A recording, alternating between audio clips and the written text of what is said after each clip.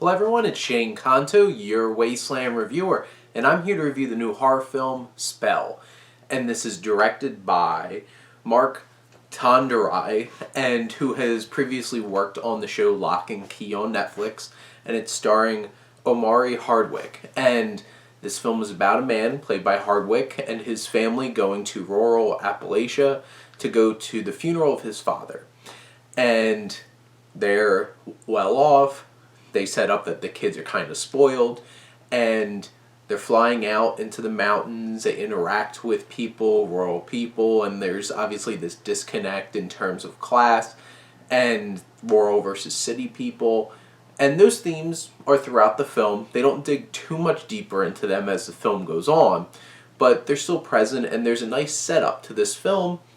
You have this family, and they crash in a storm, and Hardwick wakes up, and he's in this bed, his foot shattered, very misery kind of thing, except throw in some hoodoo. And there's this older couple, played by Loretta Devine and John Beasley, and they basically are keeping him there, and she does all of this kind of hoodoo stuff. She has this doll, she has these potions and stuff like that. He witnesses these strange occurrences of bringing people's ability to speak back and to see, and basically the film is set up as he's trying to get out, he's trying to figure out what happens to his family, and there's a good setup here. And there's also, Tonderai sets up a really good atmosphere. It's creepy, it's unnerving, and it has these creepy, like magical, mystical, spiritual elements to it where there's some creepy moments.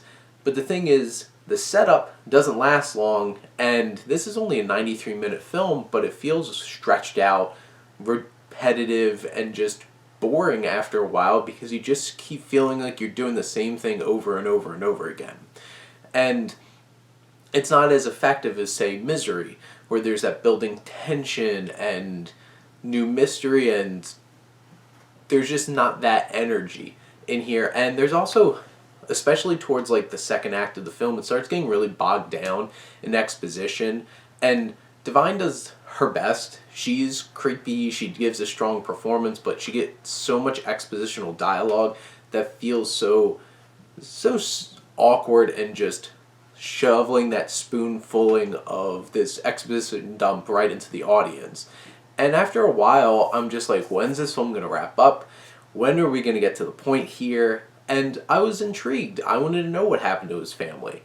There's some creepy elements. There's seriously some gore here, and it's a bit much, and I don't think it really added a whole lot to the film, but at least the film had that atmosphere. It had a strong setup, and like, Hardwick has a strong central performance here, and you care about him and his plight trying to find his family.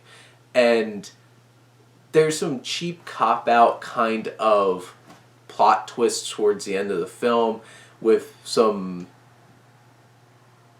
awkward kind of flashback to be like, well, this is how this happened. And it's just like, that kind of felt lazy, and it didn't really have a super satisfying conclusion to the setup and the build-up that this film had. And overall, I just felt like Spell was a bit of a mixed bag. If you're really into like creepy, gory kind of horror, you're a big genre fan of that, I think you might get a decent amount out of this. I think it'll also disappoint a lot of people because it did have so much promise going in the first act of the film, and it just kind of squandered it and let it kind of fall to pieces.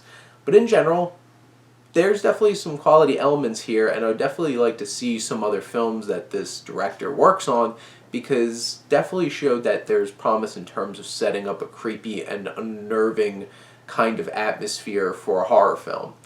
But those are my thoughts on Spell. Let me know what you think, and let's talk some movies. But thank you as always for tuning in and supporting your Wasteland reviewer.